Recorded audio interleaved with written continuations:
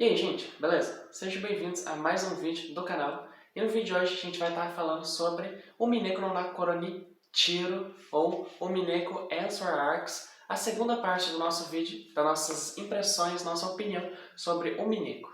O Mineko Answer Arcs começa com o episódio 5, End of the Golden Witch, que é o episódio que continua no Note Pro 4, com a morte da Beatriz e tudo mais, e vai desenrolando os acontecimentos. Esse episódio começa com uma arte podre de ruim, provavelmente a pior arte que você vai ver em todo o Mineko e talvez em todos os mangás. Sério, esse negócio é muito mal acabado, muito mal desenhado mesmo, pelo menos no começo. Um dos motivos para essa arte ser tão ruim é porque o design dos personagens é muito sem graça, a artista não sabe acabar os desenhos, ela desenha muito chibi também, principalmente para Burn e para Lambda, porque não sabe desenhar como que seria elas fazendo expressões normais, faz um chibizinho lá pra poder dar uma disfarçada, mas, cara, não cola não. Mas por incrível que pareça, uma das maiores qualidades que você vai encontrar nesse episódio 5 no mangá é a própria arte, porque ela evolui tanto, mas tanto, cara. O Mineko episódio 5 é uma constante evolução, tanto no quesito artístico quanto narrativo. Uma das coisas mais interessantes desse episódio do Mineko é a introdução da Erika, uma das personagens que veio para substituir a função do Battler no começo, né? Na primeira metade de Mineko, o Battler é o ateu, aquele cara que tenta provar que as bruxas não existem, que não existe magia.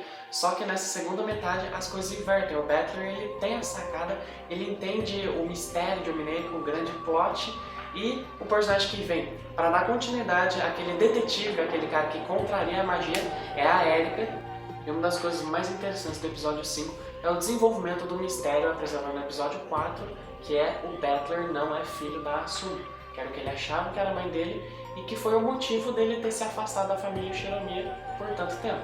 Com isso a gente também tem o desenvolvimento da Natsuri, que recebe uma ligação de uma criança falando que é a criança de 19 anos atrás. Que a gente vai ver com o desenvolvimento do mangá, que foi uma criança que ela deixou cair de um penhasco há 19 anos atrás, que era para ela cuidar e tudo mais, já que ela não conseguia ter filho, e essa criança diz que voltou. Então a gente teoriza que essa criança pode ser o Battler. Mas o fundo do poço, na verdade, era um fundo falso, porque o buraco é muito mais embaixo. Bom, esse episódio, além de trazer teorias muito interessantes, até algumas possíveis explicações para os mistérios de Mineko, esse episódio é, de verdade, muito legal de ler. A primeira metade desse episódio é um pouquinho mais chata, porque é uma contextualização dos eventos que estavam acontecendo, introdução dos personagens e tudo mais. Mas a segunda metade, quando tem o tribunalzão lá, que eles vão começar a discutir o que aconteceu naquele episódio, quem que é o culpado, que é uma das primeiras cenas do mangá, no finalzinho do primeiro capítulo. Daí vai e desenvolve isso, o desenvolvimento absurdo do Battler, da Natsui, cara, esse negócio é maravilhoso. E uma das coisas mais interessantes introduzidas nesse episódio 5 de Mineko são as leis de Knox. Algumas leis para fazer um bom mistério, 10 regras que você tem que colocar para fazer um bom mistério, que tipo, evitam com que o negócio seja muito superficial ou que seja muito redundante. Isso ajuda muito num dos conceitos mais interessantes de Mineko, que são as batalhas mentais, que são muito criativas e ficam ainda melhores, porque agora evita aquele negócio de poder apelar demais com as verdades vermelhas, verdades azuis, não revelar nada pro cara, sendo que tem coisas que, tipo, são regras que tem que ser seguidas. Então você não pode inventar qualquer teoria, tipo, passagem secreta, tecnologia que não existe. Isso evita isso e deixa as batalhas mais dinâmicas, mais centradas. Isso torna tudo muito melhor. Tipo, o Battler, lá nos primeiros episódios, inventava umas teorias ridículas, tipo, teve uma teoria que eu não lembro qual episódio que foi, mas que ele falou que tinha mini bombas invisíveis lá no lugar e por isso que aconteceu o assassinato. Cara, é um negócio ridículo. Mas agora o Battler contra a Erika e a Dlanor ficam as batalhas muito mais dinâmicas, são as melhores batalhas de diálogo do mangá. Em resumo, um excelente episódio de Mineko com novas vertentes, novos conceitos, novas faces para a história muito boas. Nota final, um 8 de 10. E com a volta do Battler e agora ele sendo o mestre do xadrezão de Mineko, controlando o jogo, a partida, como é que vai acontecer os eventos, acontece o episódio 6, o Mineko Dawn of the Golden Witch. Esse episódio começa meio lentinho, meio confuso, principalmente porque agora tem duas Beatrizes, fica um negócio meio estranho, tem lá o Battler, aí tem a Beatriz fofinha, a Beatriz mais séria, aí tem um monte de personagens lá que você fica sem entender meio o que está acontecendo, mas no final, na segunda metade principalmente, começa a ter umas batalhas mentais, umas explicações para os negócios que fica absurdo. Um dos principais motivos, na verdade, do porquê o começo desse episódio é tão lento, meio puxado, é porque o Battler tá no modo mais depressivão dele, que agora a Beatrice, que ele entendeu a verdade que ela queria contar pra ele, agora tinha morrido, né, tava dividido em duas Beatrices, tava vegetando, mudou umas coisas lá nas regras, daí o Battler ficou modo Berserk, cara, ficou triste, daí mudou toda a dinâmica do Mineko, daí ficou chato mesmo.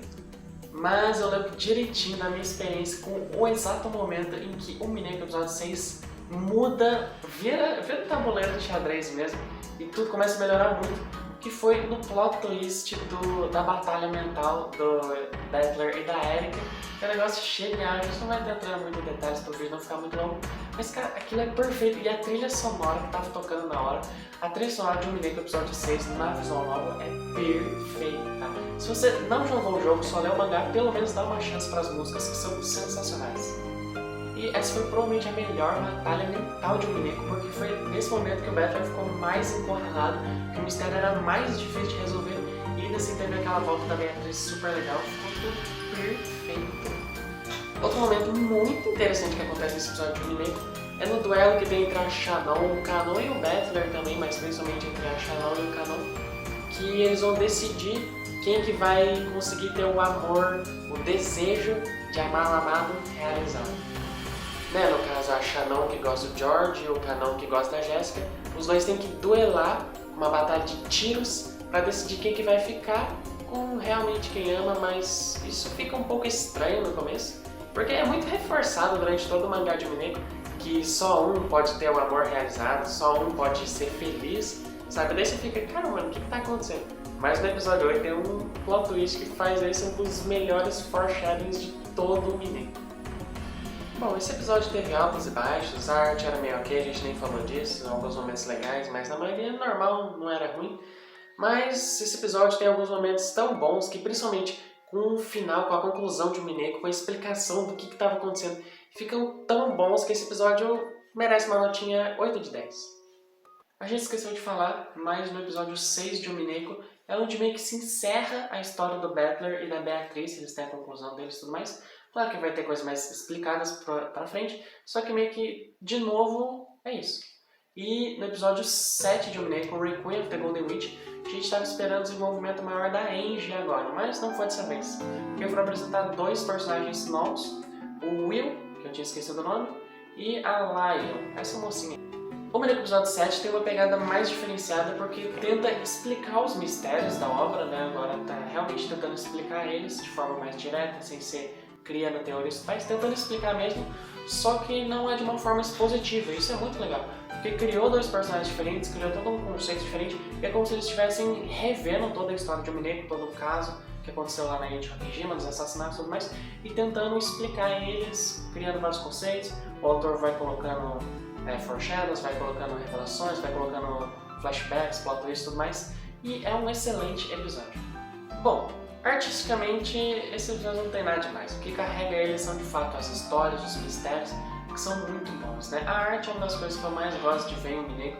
Eu gosto de acompanhar bastante a evolução, porque, sei lá, deixa todo mundo mais dinâmico. Quando você vê a evolução da arte, você percebe a evolução da narrativa também, e tudo deixa tudo mais legal. É como se, tipo, o final fosse sempre o melhor e só vai melhorando.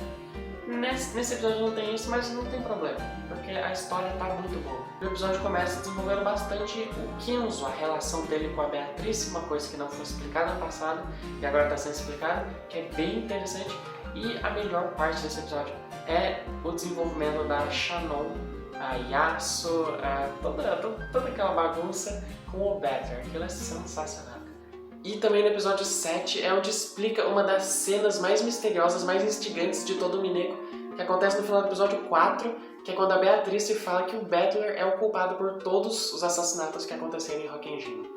A explicação do episódio 7 é muito interessante porque mostra que o Battler, quando ele era criança, ele fez uma promessa com a Shannon, porque os dois gostavam um do outro, e dele prometeu que no futuro, no ano seguinte, porque todo ano eles se encontram, né, a família Shiromi, ele prometeu pra ela que no ano seguinte ele ia se encontrar com ela, ia estar num cavalo branco, e ia levar ela, fugir com ela, e pra eles serem felizes e viverem juntos. Mas acontece que, por causa de alguns problemas na família do Battler, ele não voltou mais, e ele simplesmente esqueceu da promessa que ele tinha feito pra Shannon.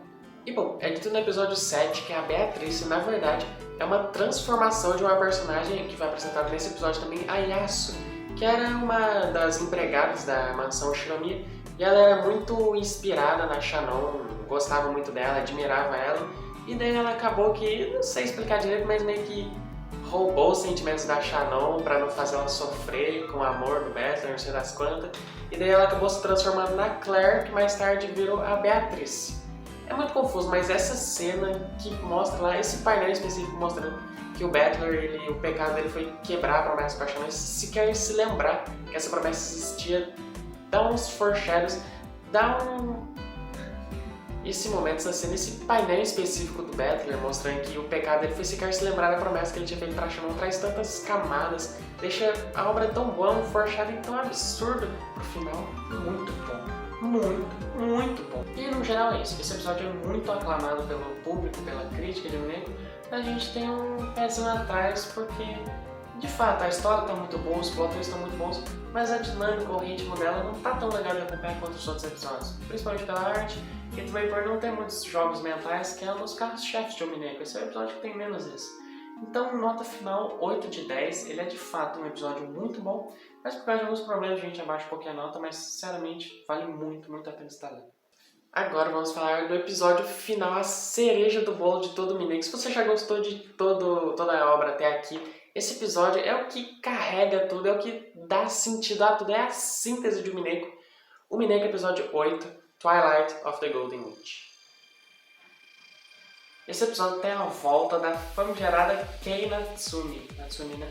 Que é a artista do episódio 1 e 3 de Mineco. Ela está no seu auge, fazendo painéis sensacionais, assim, cada página tá espetacular. E é interessante de ver a comparação que a gente faz com os painéis do primeiro episódio, que meio que acontece a mesma coisa. O começo do episódio 8 é praticamente igual ao do episódio 1, só que mudou algumas coisas. A Angie tá ali, né, até porque é a perspectiva dela do que de fato aconteceu, os assassinatos da mansão. E é muito legal de você ver os painéis que agora no episódio 8 são baseados no episódio 1 e são muito melhores, muito mais bem desenhados. É de fazer chorar.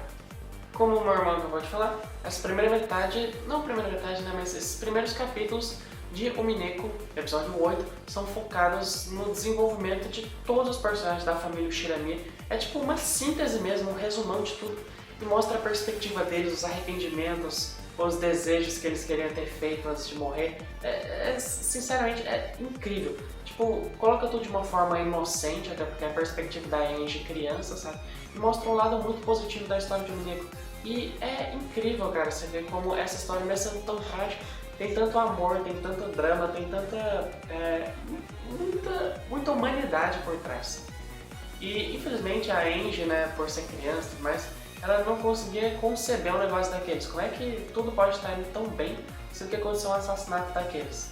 Daí acaba que a história desenvolve, ela continua, com a Angie tentando procurar a verdadeira, o que realmente aconteceu, sendo que essa é uma das partes mais interessantes de Mineco, por mostrar que o que realmente importa não é o que de fato aconteceu na íntegra, como é quem matou, quem morreu, não sei o quê, mas sim o sentimento por trás de tudo aquilo. Isso é magnífico, cara. Esse começo é espetacular. E também esse começo está repleto de cenas bonitas da Eva pedindo perdão pra Angie, no fundo mesmo, arrependida por ter tratado ela tão mal, da Natsuri com a Beatrice, da Rosa com a Maria. Cara, são umas cenas tão bonitas, velho. Quase chorei nesse começo. E daí vai desenrola toda a porcaria, né? Chega a Erika, chega a Burn, chega a Lambda Delta, puxa a Angie pra elas, daí chega a Eva Beatriz, daí vai o Bettler e toda a gorizada correr atrás pra salvar a Angie e tudo mais. Daí desenrola todo o negócio. E agora, né, com os dramas da Angie indo atrás do diário da Eva, que vai revelar toda a verdade que aconteceu em Hakejima, porque a Angie ela é muito obcecada pelo que de fato aconteceu, sabe? Ela quer provar pra si mesma, provar pro mundo que a culpada de tudo aquilo é a Eva. Ela não tá conformada com o fato de aquela história ela tá tão feliz que o Bettler tá mostrando pra ela. Ela quer provar que o que aconteceu foi uma tragédia. E com isso ela vai atrás do diário secreto da Eva, que ela escreveu depois de ter acontecido os assassinatos, depois ela ter sobrevivido, que lá é pra conter a verdade, né? Daí nessa acontecem várias batalhas com os personagens, Bettler lutando contra a Erika e tudo mais, desenvolvendo os mistérios. E essas batalhas são até legais, mas tem uma em específico que é muito boa, que é do Will com a Glamour lutando contra uns bodes, essas cabras aí nojentas, que representam as teorias feitas pelas pessoas normais a respeito do mistério de Hokkaido. Ou seja, são tipo pergaminhos que mostram diferentes perspectivas do que poderia ter acontecido naquele assassinato, e eles vão lutando, enfrentando cada um, mostrando, não, você tá errado por causa disso, você usando as regras do Knox lá, e é super legal. E nesse episódio é muito interessante de ver que todos os primeiros episódios, acho que os 4 primeiros episódios, são na verdade teorias criadas pelos fãs sobre o que aconteceu na mansão de Hokkaido. Até a gente falou para mais ou menos no capítulo 20 e poucos desse episódio, que tem mais de 40, e daí no capítulo 24, termina lá, mais ou menos onde estava parando a história, e daí começam os capítulos extras. O Mineko só tem os capítulos extras quando são a festa do chá oculto, né, que tem praticamente todos os episódios, mostrando mais um pouquinho dos mistérios lá, da Burnie, das bruxas no geral. Mas daí no capítulo 24 começa a ter o Confession of the Golden Witch, que é literalmente o auge, tudo que o Mineko construiu, tudo que ele estava guardando foi para aquele momento. É, o ápice da narrativa de Mineko e talvez mesmo uma das coisas mais bem escritas que existem. O Confession of the Golden Witch é dividido em 3 capítulos, né? O 24.1, o 24.2 e o 24.3. Que daí vai explicando sobre o que de fato aconteceu na mansão e quem é a Beatrice. Esse arco ele é dividido em 2 partes. A primeira foca no desenvolvimento de alguém que sobreviveu do assassinato, que a gente não sabe quem é, né? Tá meio óbvio, só precisa pensar um pouquinho. Mas é um personagem ali que sobreviveu, ele vai acompanhando, ele vai parar com a Featherin como humana, e ele vai escrevendo mistérios, ele vai ajudando ela a escrever mistérios. Daí ele se depara com o assassinato de Hokkaido, daí ele começa a ter umas lembranças assim e tudo mais, mas esse cara é ignorado, ele é deixado para depois, porque vem a parte do Confession of the Golden Witch, o auge de Mineko, que é o desenvolvimento da Beatrice. No capítulo 24.3, a terceira e última parte do Confession of the Golden Witch é de longe o melhor capítulo de todo o Mineko, talvez um dos melhores capítulos de todos os mangás, que na verdade a Beatrice é a Shannon. E cara, isso é uma coisa tão sensacional, porque a Beatrice é a Shannon, que é o Kanon, que é toda essa desgraça de um Mineko, cara, é sensacional. Eu nunca vi nada parecido na ficção, em uma história que conseguisse colocar tantos foreshadows, usar a questão da dupla personalidade, mais de uma personalidade, pra escrever a história, porque, cara, é um negócio sensacional. É difícil realmente de explicar. Se ficar muito estranho, perdoa a gente, mas a gente tentando falar cara a cara com vocês o que a gente achou desse episódio, porque é sensacional, né? Sensacional. Já a gente volta para explicar Confession of the Golden Witch, mostrando foreshadows de cada um dos episódios anteriores para você entender como esse plot twist é fenomenal. Mas agora a gente vai dar uma continuidade aí com a história, que ela continua meio chata, né? Depois de Confession of the Golden Witch vai pra uma parte bem chatinha da história, que são batalhinhas shonens aí, da Lambda Delta com a Burnie, do Pattern, sei das quantas. É para os personagens mais secundários terem um destaque lá, poderem matar os bots que estavam indo destruir a Terra Dourada. E, cara, é um pouco chato porque tem personagens que a gente nunca ligou o mangá inteiro e agora que eles vão ter o Kraus lá batendo na égua. Cara, é muito chato. O Kraus lutando boxe é a melhor coisa que você vai ver. E daí no final tem uma das cenas mais bonitas de Mineko também, que é quando a Angela descobre de fato o que aconteceu, que isso já tinha sido mostrado no episódio 7, né? A Burnie enganou ela só pra poder ela acabar se matando no processo de ter descoberto um negócio que ela já sabia e ela acabou se ferrando toda. Só que daí no final, quando ela vai pra Terra Dourada e ela entende de fato que a família tá presa numa gaiola, todo mundo acabou se amaldiçoando naquele processo, mas que no fundo todo mundo gosta um do outro, tem sentimentos, e eles acabaram escondendo isso por causa das tragédias que envolvem essa família. É uma cena muito bonita da Angie chorando, se arrependendo de não ter vivido o que a família queria ter vivido, e é bonito. De ter demorado tanto para aceitar que com amor a gente consegue ver as coisas de uma perspectiva diferente, mais positiva, e que pode alavancar a gente, pode fazer a gente desfrutar de todo o nosso potencial. E daí no final tem a lutinha da Angie e o Battler contra a Burnie e a Feather. A Feather nem luta, né? Porque senão não ia existir luta, todo mundo ia morrer. Daí acaba que fica só Battler e Angie contra a Burnie. É uma luta bem interessante, bem legal e tudo mais. O Battler batendo na bruxa. O cara desistiu de dialogar, foi no soco mesmo. Uma cena maravilhosa. E o final de Umineko, né, que mostra a continuidade da Angie, como é que ela seguiu a vida dela. E também revela quem que era aquele cara que sobreviveu ao assassinato de Hokage. E ninguém menos que o Battler, que perdeu a memória. E enfim, é isso. É um recurso meio conveniente, mas acaba que deixa o final bonito de qualquer forma. E a cena final do Battler com a Beatriz, da personalidade mesmo do Battler, da mansão. Que agora é como se fosse dois Battlers, né? O Battler até o assassinato da mansão morreu de fato, né? Se perdeu, era uma das memórias do Battler, que sobreviveu, e agora ele é outra pessoa, sabe? Agora ele tá vivendo junto com a Feather. Só que aquele Battler que a gente conhecia, que a gente gostava mesmo, agora ele tá na Terra Dourada junto com a Beatriz. E é uma cena linda demais do último painel do mangá, para se emocionar mesmo. A gente chegou até aqui, viu todos esses diálogos mesmo, os dois personagens que se odiavam no começo, estavam lutando.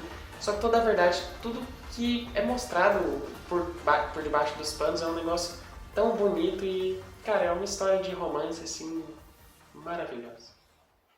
Agora bora pros foreshadows de Confession of the Golden Age pra provar que esse é talvez o melhor plot twist da ficção. Eu acho particularmente que seja assim. Vamos lá, no episódio 1 tem a cena do Kinzo, que a gente já explicou falando do episódio 7, mas basicamente quando o Kinzo, a primeira cena do mangá, quando ele fala que quer reencontrar a Beatriz, por que ele quer reencontrar com ela? Pra poder pedir perdão por tudo que ele fez pela filha da Beatriz, né, que, enfim, quem leu sabe e é sensacional. No episódio 2 também tem uma cena tipo, muito discreta, mas que quando você lê o Confession of the Golden Witch e você entende aquela cena, é tão maravilhoso, tão genial, que é quando a Shannon ela sai numa viagem com o George, né? Eles vão pra aquele aquário, não sei o que, daí o George se declara pra Shannon e tal, todo aquele negócio melado. Quando a Shannon ela volta pra mansão, né, volta pra poder trabalhar, ela tinha tirado férias, ela conversa com a Jéssica, né, tipo, se ela tinha desenvolvido mais o romance dela com o Canon, se ela conversou com ele nesse período, se ela se confessou, se ela tomou iniciativa. Só que a Jéssica ela fala pra Shannon que o Canon também nesse mesmo tempo tirou férias. A princípio, quando você lê, você só fica tipo, beleza, né? A Shannon tirou férias, então o Canon também e tal. Só que na verdade isso é porque eles são a mesma pessoa, cara. No episódio 3 de Umineko, a gente tem um foreshadow, um baita foreshadow, que é a cena do vaso em Umineko, né?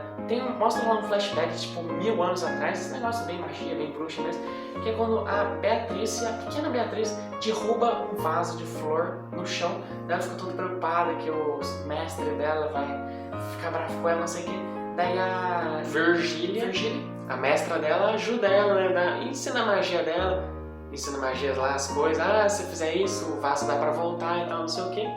Só que no Confession of the Golden Witch tem esse painel que mostra essa cena, que revela. A gente já tinha descoberto nos episódios anteriores que a Kumazawa, que a Virgília na verdade é a Kumazawa. É a representação da Kumazawa. Uma representação da Kumazawa bruxa, que o cara lá, o Honove, é do Genji, essas coisas. E cara, isso é genial, porque na verdade aquela cena lá do vaso quebrando, usando magia, foi só a Shannon, que como ela era empregada da mansão, né, quebrou o vaso. Só que daí a Kumazawa deu um jeitinho dela escapar, só mentiu lá pro Kinzo, falando que foi um gato que esbarrou. Isso tudo porque a Shannon, na verdade, né, como ela é a verdadeira Beatriz, ela é a filha do Kinzo, ela é a verdadeira herdeira da família. Todos os empregados da mansão estão meio que a favor dela, sabe, os mais velhos pelo menos. O Genji, a Kumazawa. E daí, cara, ver isso mostra que na verdade aquela cena não era a Beatriz, era a Shannon, e faz todo sentido, cara. É maravilhoso. Eu quase chorei nessa cena quando eu vi no Confession of the Golden Witch, de tão bom que é. É uns poucos mangás que eu quase chorei, não de emocionado, tipo, um momento tão tocante, mas de ver que é tão bom, que tava o tempo todo ali, tão bem escrito que é. Eu me lembro que é uma das histórias que mais me fez ficar emocionado e grato por poder acompanhar uma história tão bem escrito, cara. Depois de você ler Confession of the Golden Witch, você fica, cara, não é possível que você exista. Eu não acredito que eu consegui ler uma coisa dessa. Que felicidade. Muito obrigado por essa oportunidade.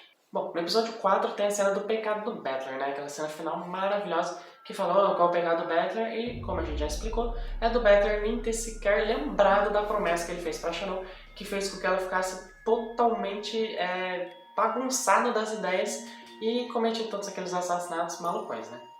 Isso também é uma coisa que dá um baita foreshadow com todo o Umineko, que é justamente porque todos os assassinatos aconteceram justamente quando o Battler ele voltou depois de 6 anos, né? Que foi quando esse período que ele teve os problemas com o pai dele, com a família, e daí quando ele voltou, foi justamente na época que a Sharon ela já estava preparada para poder aceitar o amor com o George, né? Por isso também que tem aquela cena do episódio 6 do porquê que ela só pode, porque que a Shannon e o Canon só podem escolher, só um dos dois pode ficar com o amor verdadeiro, né? A Shannon ou com o George, ou a Jessica que é com o Canon, não tem meio termo. E isso é porque ela é só uma pessoa, sabe? Então ela tinha que decidir quem que ela ia ficar. E justamente quando ela tinha decidido aceitar o George, né? Justamente por isso que é a Shannon que ganha nesse duelo e não o Canon, porque ela decide ficar com o George. É quando o Battler volta, que era o primeiro amor dela, e ela não sabe se ela fica com o George, se ela fica com o Battler, se ela fica com a Jessica. Daí toda aquela bagunça, essa confusão. E é justamente por isso que ela decide fazer todos aqueles assassinatos. Tipo, cara, se eu não posso ficar com um, não vou ficar com nenhum, tô mentalmente abalada. E tudo aquilo acontece é, cara, maravilhoso. No episódio 5 tem o foreshadow da criança de 19 anos atrás, que a gente achava que era o Battler por um momento, mas é ninguém mais, ninguém menos, que é a própria Shannon, cara. Isso é demais, né? A Shannon, que foi a criança que foi cuidada pela Natsui, e a queda dela do penhasco fez com que ela tivesse todos os problemas dela não conseguir se desenvolver como uma menina, daí ficar meio termo menina, sensacional, né? E do episódio 6 a gente já acabou de falar daquele duelo, né, entre a Shannon, o Canon e o Battler, e a Beatriz, pra ver quem ia ficar com quem, porque é a mesma pessoa, então não podia ter, não tinha como todos serem felizes. Era um, ou ninguém. E no episódio 7 tem o verdadeiro pecado do Battler, né, que já foi explicado, que ele não lembrou da promessa e tudo mais, é sensacional. Bom, depois de tudo isso aqui, eu acho que já tá na hora da gente descansar um pouquinho. Se você assistiu o vídeo até aqui, comenta pra gente o que você achou de um Mineco, o que você achou do plot twist final. Comenta os foreshadows aí que você acharam mais absurdos com esse final. O Mineco é uma das obras mais legais, depois que você terminar, você ficar revendo coisas, cenas dos primeiros episódios, pra ver, cara, como é que o Ryukishi 07 já tinha pensado em tudo. Então comenta aqui pra gente o que você achou dos foreshadows que você mais gosta, dos personagens que você mais gosta, das suas trilhas sonoras favoritas, né? Essa foi uma coisa que a gente acabou não falando tanto nesse vídeo porque a história é sensacional, então acabou dando... Esqueci. Deixar o vídeo muito longo, mas comenta aqui tudo que você mais gosta do Mineco pra gente ver, porque isso estimula muito a gente a gravar mais, a produzir mais conteúdos, porque a gente vê que tem gente gostando. E é isso. Um beijo, um abraço, fique com Deus. Muito obrigado por assistir até aqui. E agora descansa em paz, minha amada bruxa Beatriz. Até o próximo vídeo. Falou! Peraí, não sai do vídeo ainda, porque tem um negócio muito importante que eu queria falar e eu esqueci de falar quando a gente tava gravando o vídeo. Tem um canal no YouTube chamado Satoshitos, a gente vai deixar aqui na descrição do vídeo, comentário fixado, alguma coisa, que ele faz um vídeo comentando sobre os 10 personagens mais bem escritos da ficção, na opinião dele. Em primeiro lugar, ele coloca Battler e Beatriz, e nesse vídeo ele comenta muito bem mesmo, sobre toda a questão da Beatriz e do Battler, como eles são personagens excelentemente bem escritos, todos os foreshadows dele e tudo mais. Eu recomendo você dar uma olhada nesse vídeo, caso você queira reforçar mais, queira ver mais coisas, entender mais da magnitude que é o plot twist com Flash of the Golden Witch, e como é genial a história criada por Ryukishi 07, né? Então se você quiser dar essa conferida, essa arrematada aí em tudo que a gente já falou, dá uma conferida no vídeo dele, que a gente vai deixar aí na descrição. Valeu!